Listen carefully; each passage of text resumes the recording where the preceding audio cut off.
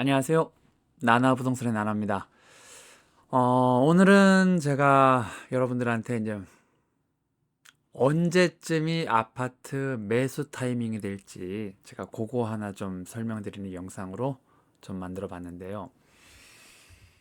일단 아파트 매수 타이밍을 잡으시려면은 일단 무주택자들 입장에서 언제 아파트 매수 타이밍을 잡아야 되냐? 우리 상식적으로 생각했을 때는 가격이 쌀 때, 가격이 쌀 때 매수 타이밍을 잡는 게 맞잖아요. 그런데 항상 이 아파트를 우리가 구매할 때 염두를 둬야 되는 게 뭐냐면은 바로 대출입니다, 대출. 우리가 단순히 아파트 가격이 싸다고만 해서 아파트를 산다. 이런 게 안 돼요. 왜? 그 아파트가 싼지 안 싼지를 우리는 아무도 알 수 없어요. 그걸 제가 한번 보여드릴게요. 자, 이게 지금 서울시의 2019년 1월부터 2023년 11월까지의 이제 아파트 거래량과 매매 가격 지수를 나타내는 그래프인데 한번 보세요. 여기는 이 점으로 나타내는 100점 뭐 기준으로 100점보다 높으면 높은 거, 낮으면 낮은 거 이렇게 해서 이제 이 점수로 나타내는 건데 이 위에 있는 게 매매 가격 지수고요. 아래에 있는 게 거래량이에요, 거래량. 자, 그럼 여러분들 입장에서 요때가 아파트가 싸다고 생각합니까? 요때가 아파트가 싸다고 생각합니까? 아니면 요때가 아파트가 싸다고 생각합니까? 제가 한번 그림을 한번 그려볼게요. 그림을 한번 그려볼게요. 여기, 여기, 요 중간으로 이렇게 잡을게요. 자, 우리가 보자고요. 여기가 점수가 한 91점, 이제 매매 가격 지수 점수가 91점에 해당하는 영역이고, 여기는 104점 정도에 해당하는 영역이고, 여기는 96점 정도에 해당하는 영역입니다. 자, 그럼 여러분이 생각했을 때 언제가 아파트가 싸다고 우리가 알 수 있을까요? 당연히 91점이 싸잖아요. 그죠? 그리고 104점은 높은 구역이잖아요. 그럼 우리 상식적으로 요때 말고 요때 살면 되잖아라고 여러분들이 생각할 수 있지만 그게 안 됩니다. 왜 안 되냐? 우리는 과거 데이터는 그때가 집이 쌌다라고 옛날에 대해서 우리가 생각할 수 있지만 앞으로에 대해서 우리가 앞으로 부동산 가격이 어떻게 될 거다라는 걸 아무도 모르잖아요. 그래서 우리는 항상 현재를 기준으로 생각을 할 수밖에 없어요. 현재를 기준으로 생각을 할 수밖에 없기 때문에 이 통계 데이터 마지막 데이터가 이제 언제 데이터냐면 9월 달 데이터입니다. 9월 달 매매 가격 지수와 거래량 데이터가 있는데 9월 달 기준으로 봤을 때 이게 서울시 매매 가격 지수가 94점입니다. 94점. 자, 그럼 여러분 입장에서 이 94점이 싸다고 생각되는 가격입니까? 비싸다고 생각하는 가격입니까? 이때가 싸다, 비싸다를 알 수 있기 위해서는 기준점이 필요합니다. 기준점.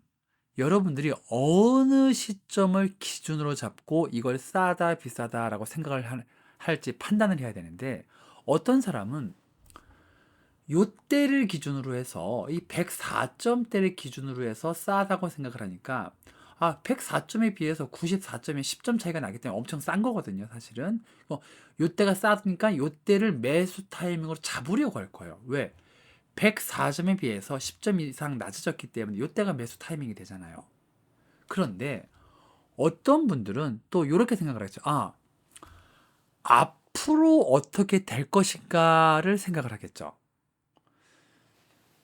이 높았을 때 기준으로 하는 게 아니라 어떤 사람은 앞으로 한 6개월에서 1년 뒤에는 아파트 가격이 어떻게 될 것인가를 생각을 해서 앞으로의 가격과 앞으로의 금리를 판단을 해서 아파트 가격이 싸다 비싸다를 판단하겠죠. 그래서 무주택자들 입장에서 언제 아파트를 사야 된다라는 이 타이밍을 잡을 때 기준점을 잡는 걸 언제로 잡아야 되냐면은 과거 비쌌을 때, 과거 쌌을 때, 이때를 기준점으로 잡으시면 안 돼요.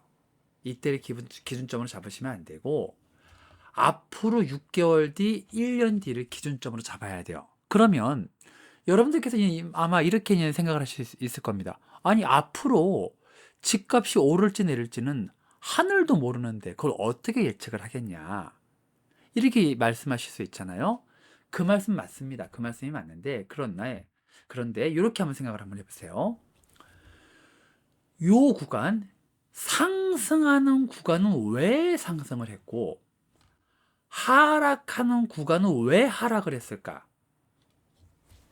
이걸 한번 생각을 해보세요, 여러분들.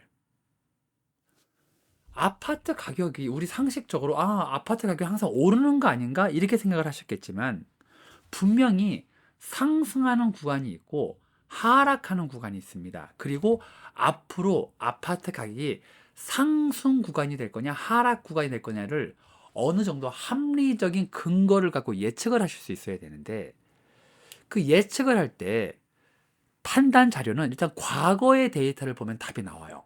일단 이걸 한번 지우고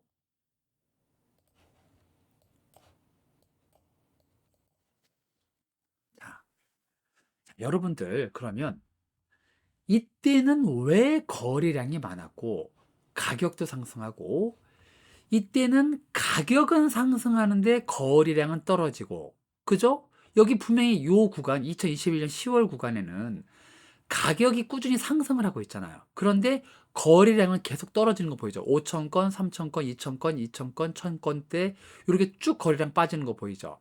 그죠? 그리고 가격이 상승하다가 횡보를 하다가 하락을 해요. 이렇게 과거 데이터를 몇 개를 관찰을 해보면 앞으로 어떻게 될 것이다라는 걸 우리가 어느 정도 합리적으로 예측을 할 수 있습니다. 100% 예측은 그 누구도 불가능합니다. 혹시 여러분들 뭐 유튜브, 부동산 유튜브 보시면서 집값 예상을 유튜브 보시면서 앞으로 100% 이렇게 된다라고 얘기하는 분이 있으면 그건 사기라고 생각을 하셔야 돼요. 왜? 아무도 몰라요. 아무도 몰라요. 대부분의 사람들이 이때도 부동산이 하락할 거라고 예상을 했지만 상승했어요. 왜? 정부에서 부동산 하락을 막기 위한 정책을 썼기 때문에 그래요. 그러니까 집값 상승과 하락은 정부 정책과도 맞물리는 부분이 있기 때문에 단순히 지표만 갖고 예측을 못 합니다. 그러나 우리가 그래도 어느 정도 예측을 할 수 있는 거예요. 그래서 집값을 앞으로의 집값을 예측할 때 여러분이 항상 염두에 두셔야 되는 게 뭐냐? 첫 번째가 금리입니다. 금리.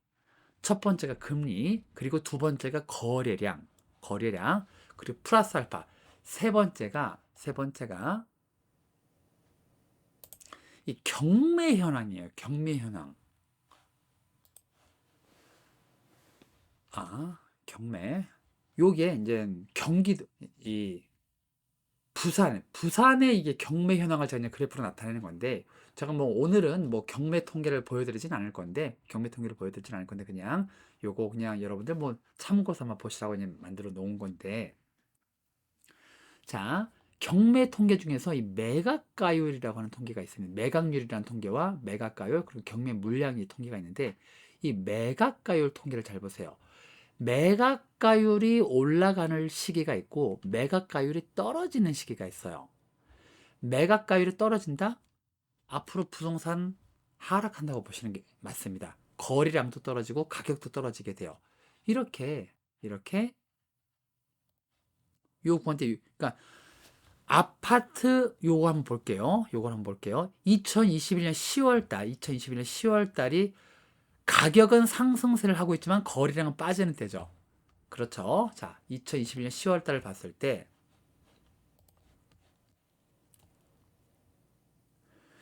2021년 10월 달 요 그래프를 볼게요. 자, 얘는 먼저 매각가율이 떨어지고 있는 거 보이죠? 매각가율이 떨어지고 있는 거 이렇게.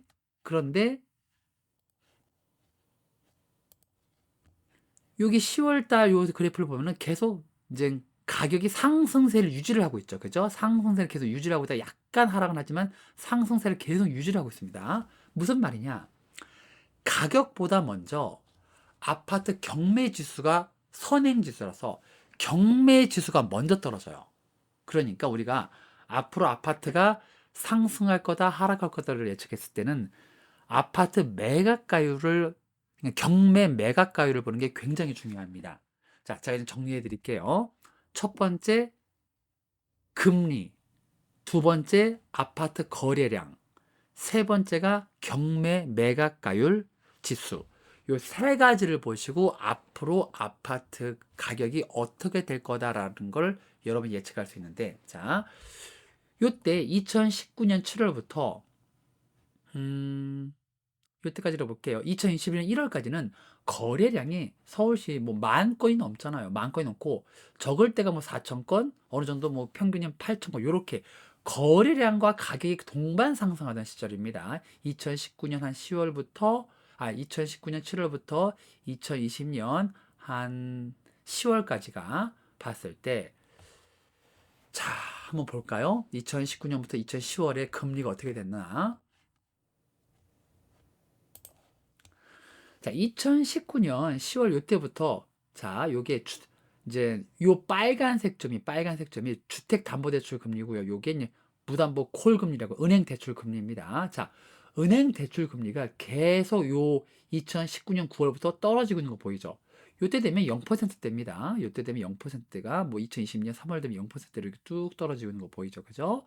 자, 주택담보대출은 여기서부터 살짝 상승하고 이건 하락한 채로 유지가 되고 있고, 이 노란색 선은 은행 담보대출 금리라고 여러분이 이해하시면 되고, 이 빨간색 선이 주택담보대출 금리라고 보시면 됩니다.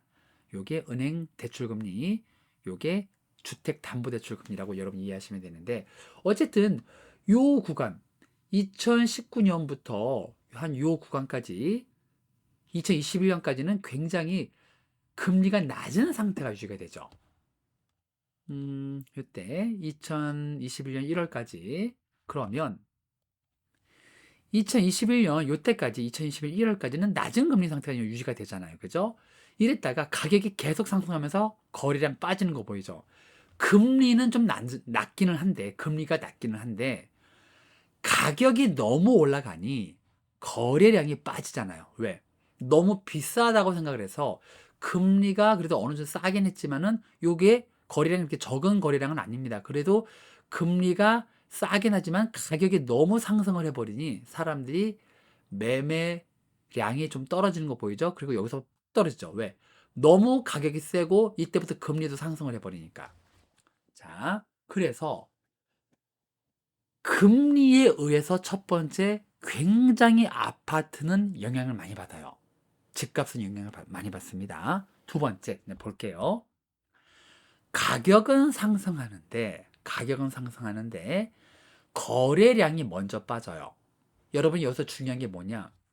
항상 아파트 부동산 경기를 예측할 때는 가격을 먼저 보시면 안 돼요. 가격을 먼저 보시면 안 되고 거래량을 먼저 봐야 돼요. 왜? 무조건 거래량이 먼저 반응을 합니다. 앞으로 부동산이 상승할 거다, 하락할 거다는 거래량이 얘기를 해줘요. 보세요. 2021년 10월경엔 가격 계속 상승하고 이게 상승세가 유지했는데, 이게 언제부터 빠지냐?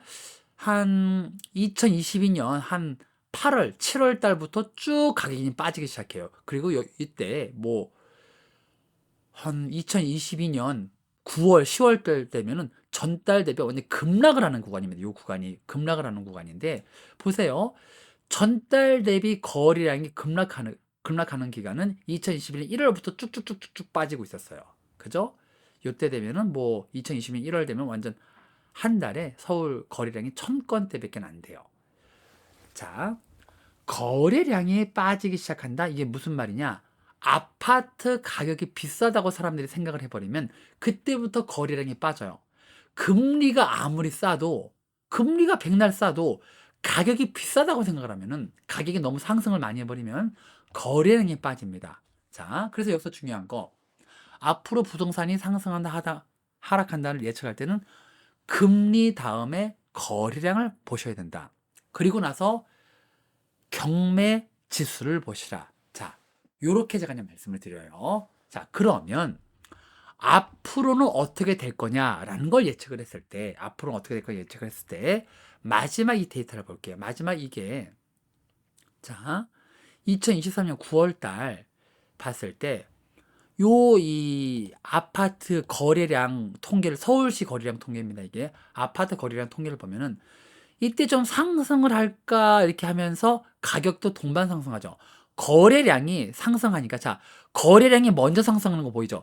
가격이 떨어지는데 거래량 상승해요. 왜? 사람들이 어느 시점을 저점이라고 판단을 해서, 요때 대비 이때가 저점이라고 판단해서 거래가 붙은 사람들이 생기는 거예요. 그래서 거래량이 먼저 상승하잖아요. 그럼에도 불구하고 가격은 계속 떨어집니다. 거래량이 일정 수준 이상 상승을 해버리니 가격도 같이 상승을 해요. 그러니까 가격 하락할 때도 거래량이 먼저 하락하고, 가격이 상승할 때도 거래량이 먼저 상승을 합니다. 자, 그러면 현재 상황이 어떠냐 보는 거예요. 현재 상황 어떠냐. 현재 상황은 거래량이 조금씩 하락하고 있어요. 이거는 이제 월 통계가 9월 달이 마지막 통계이기 때문에 제가 이제 월 통계를 9월 달 통계로 보여드리는데, 10월 대비 거래량이 빠졌죠. 그리고 여러분이 눈여겨 보셔야 되는 게, 이때는 정부에서 특례 보금자리론 때문에 대출 금리가 어느 정도 부담이 좀 덜했던 시기입니다. 왜? 이 금리에 크게 영향받지 않고, 시중 금리에 영향 안 받고 낮은 금리로 대출해주는 특례 보금자리론이 있었기 때문에 이때 거래량이 올라왔거든요. 그러니까 가격이 상승을 하잖아요. 그런데도 불구하고 특례 보금자리론이라는 상품이 있음에도 불구하고 거래량이 빠지는 게 보이죠. 그죠? 그리고 실거래 데이터 보시면 거래량이 10월 달, 11월 달은 좀 많이 빠집니다. 근데 이제 아직 구체적인 정식 통계가 안 나와서 제가 그건 안 보여드리는 거예요. 이건 국토교통부의 자료를 기반으로 한국부동산원에서는 추출한 정식 통계입니다. 한국부동산원 자료입니다. 이거는. 그러니까 거래량이 상승하고 나서 가격이 동반 상승. 근데 거래량이 어느 정도 이상 4천건대에서 더 이상 올라가질 못해요. 4천, 3천, 4천, 3천 하다가 아마 10월 달 되면 더 빠질 겁니다. 왜? 금리가 너무 비싸잖아요, 지금. 지금 금리 때문에 죽어난다는 얘기는 들으셨죠? 지금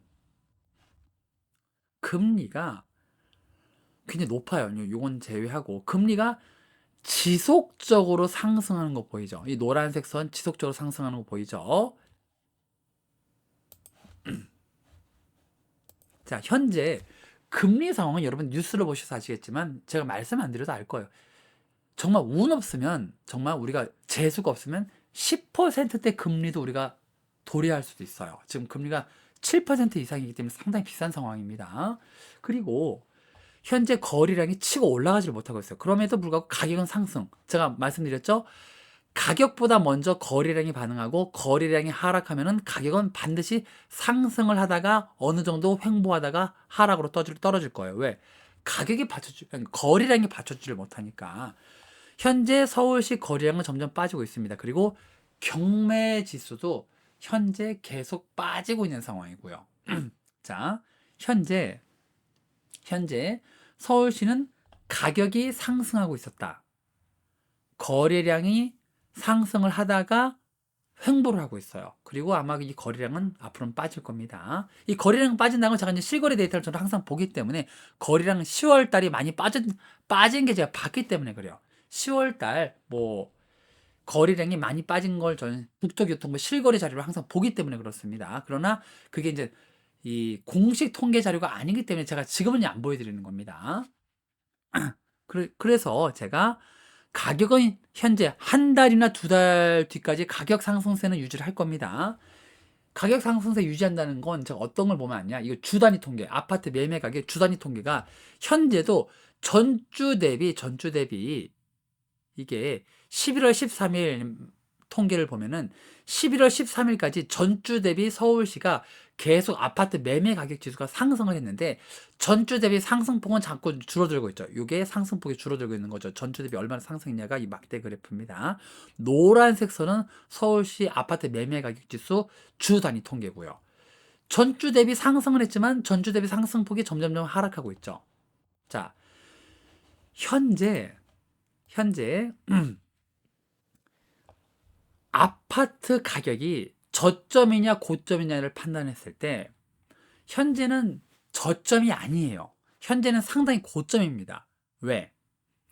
거래량 상승하면서 매매 가격이 같이 상승했거든요. 근데 앞으로는 거래량이 빠지면서 매매 가격이 한 2달 정도 있다가 빠질 겁니다. 어느 정도 거래량이 빠진다고 해도 한두 달은 매매 가격이 좀 버티거든요. 거래량이 몇 달 이상 빠지면 더 이상 사람들이 사지 않기 때문에 아파트 내놓는 분들 입장에서 가격을 뺄 수밖에 없어요. 지금은 매수자와 매도자 간에 가격 갭이 굉장히 큰 상황입니다. 매수자들은 급매물 외에는 보지를 않고 매도자들은 약간 높은 가격에서 가격이 상승하고 있기 때문에 가격을 완전 낮춰서 내놓질 않아요. 급매물 외에는. 금리를 더 이상 버티질 못해서 내놓는 급매물 외에는 절대 내놓지 않기 때문에 그렇게 싸게. 현재는 매수자와 매도자 간의 가격 갭이 굉장히 큰 상황입니다. 그래서 서울시의 아파트 매매 수급 지수를 보면은 전주 대비 매매 수급 지수가 계속 떨어지고 있어요. 이게 시장에 아파트 내놓는 사람이 많냐, 사는 사람이 많냐, 이 지수거든요. 좀 올라가다가 금리 때문에 팍 지금 떨어지고 전주 대비 계속 하락하고 있습니다. 현재 시장에 아파트를 내놓는 사람들이 굉장히 많다? 결국 매물이 많다는 얘기입니다. 매물이 많아요. 현재 서울시에. 이게 서울시 매매 수급 지수입니다. 이게 전주 대비 계속 빠지고 있는 거 보이죠? 결국 자, 이걸로 보여드리면 결국 여러분들이 무주택자 입장에서 언제를 매수 타이밍으로 잡아야 되냐? 분명히 올 하방 12월 달까지 아파트 매매 가격 지수는 상승할 겁니다. 그러나 거래량은 떨어질 거예요. 그리고 금리 상승세는 계속 유지할 거고 아파트 요 매각가율도 어느 정도 70%대에서 좀 머물 거예요. 그런데 매각가율이 100%를 막 넘는 때가 있어요. 그때는 아파트가 뭐 경기 불난 때입니다. 보세요, 요때 불났을 때 2021년경에 아파트 매각가율이 100%가 넘잖아요. 110%, 뭐 100.8%, 100.3% 이렇게 되잖아요. 지금은 매각가율이 79%입니다. 부산이에요, 부산. 자, 그러니까 여러분들 입장에서 무주택자들 입장에서 언제 아파트를 사야 되느냐? 그거는 어느 누구도 지금 현 시점에서 2023년 11월 요 시점에서 언제 뭐 몇 년도 몇 월 며칠이 아파트 매수 타이밍이다 이거 얘기할 수 있는 사람은 아무도 없습니다. 그건 하나님도 얘기 못해요. 그건 하나님도 얘기를 못합니다. 그러나 무주택자들 입장에서 어떤 통계를 보면은 그 타이밍을 잡을 수 있는데 그 타이밍은 뭘 보고 잡느냐? 거래량이 바닥을 한번 또 칠 거예요. 치고 여기서 한번 더 폭락을 할 겁니다. 이때 코로나 상승기 때 거품이 꼈다가 한번 하락했고 폭락을 했다가 다시 재반등을 했는데 이때는 아파트 경기, 건설 경기, 뭐 세계 시장 경기, 우리나라 뭐 수출 경기 이게 좋아서 아파트 가격과 거래량이 올라간 게 아닙니다. 지금 우리 대한민국은 장기 경기 침체 시기입니다.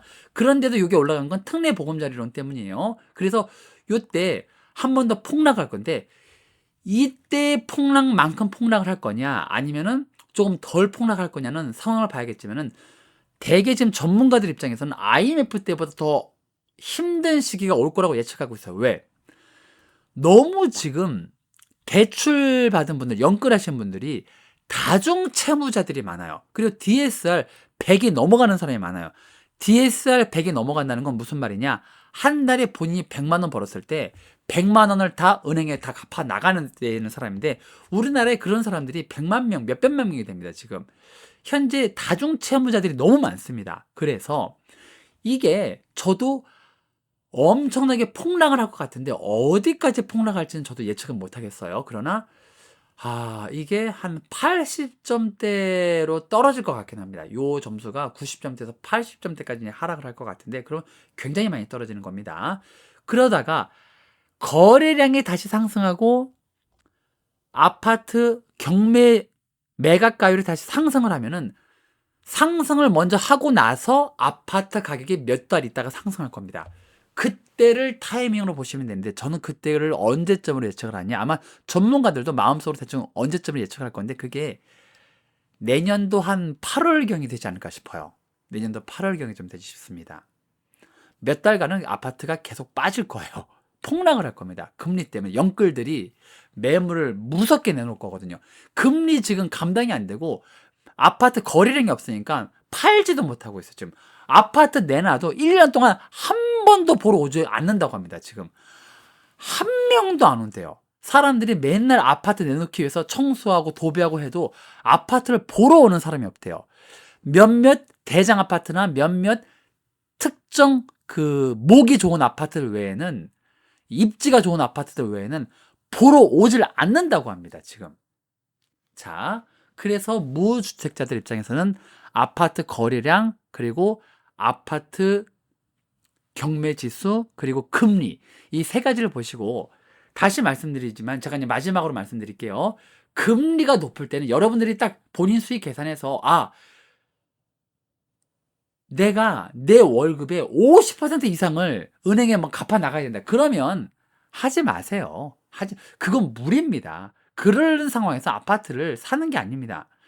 그냥 내 월급의 한 50% 미만을 그래도 좀 아파트 제출했을 때 은행에 갚아 나가야 되는 상황이다.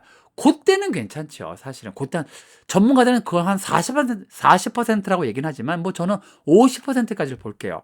50% 이상 은행에 대출 갚아 나가야 된다. 그때는 절대 아파트를 사면 안 돼요. 그땐 타이밍이 아닙니다. 본인이 너무 과욕을 부리는 거예요. 그리고 아파트 거래량이 올라갈 때, 그리고 경매 지수가 상승할 때, 그때를 타이밍으로 잡으시면 되고, 금리, 거래량, 그리고 경매 지수, 이게 다시 회복할 거는 내년 8월 달부터가 되지 않을까 싶습니다. 이게 이 정부에서 어떤 정책을 했느냐도 물론 이제 우리가 봐야 되기 때문에, 그거는 제가 별개로 그거는 우리가 아무도 알 수 없기 때문에, 그때쯤 되면 여러분이 계속 이제 부동산 통계 지수를 계속 보고 계시다가, 절대 지금은 아파트 매수 타이밍이 아닙니다. 여러분들 제가 다시 말씀드립니다. 지금은 아파트 매수 타이밍이 아니라는 거 명심하시고, 아파트 통계 지수를 계속 보고 계시다가 어느 기점이 딱 됐을 때 거래량과 경매 지수, 금리가 같이 맞물렸을 때, 그때를 타이밍으로 잡으시면 됩니다. 단순히 금리가 내려갔다라고 해서 타이밍을 잡는 것도 아니고, 아파트 가격이 상승하기 시작했다라고 해서 타이밍을 잡는 것도 아니고, 거래량이 올라가기 시작했다라고 해서 타이밍을 잡는 게 아닙니다. 세 개가 맞물렸을 때 타이밍을 잡으세요. 금리, 거래량, 경매지수, 이 세 가지 통계를 반드시 보시기 바랍니다. 그리고 그 지역의 미분양 통계도 한번 유심히 보시면서, 미분양이 많을 때는 아파트 매수 타이밍을 잡지 마세요. 이렇게 해서 제가 오늘 마무리 짓도록 하겠습니다. 여러분들 요 통계 타이밍 꼭 보시면서 매수 타이밍을 잡으시고, 올해는 매수 타이밍이 아니라는 거, 계속 아파트는 가격이 빠질 거라는 거, 그거 명심하시기 바랍니다. 오늘 영상 이것으로 마치겠습니다. 영상 마음에 드셨으면 구독, 좋아요 눌러주시기 바랍니다. 감사합니다.